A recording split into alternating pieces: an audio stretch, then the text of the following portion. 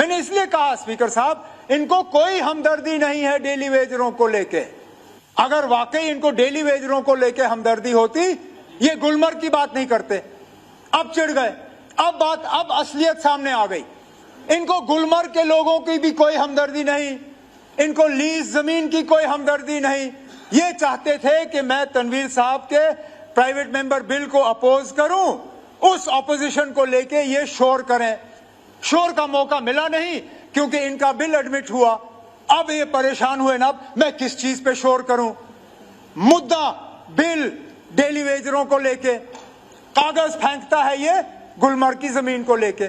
اب اس سے آپ اور میرے میڈیا کے دوست اندازہ لگا سکتے ہیں کہ ان کا کوئی ارادہ یہاں پہ لوگوں کی ہمدردی کے کرنا نہیں تھا, نہ یہاں ڈیلی ویجروں کو لے کے کوئی بات کرنی تھی, صرف اور صرف ڈرامہ کرنے کا ارادہ تھا. چلیے اچھا ہے, چلے گئے, اب ہاؤس چلتا رہے گا.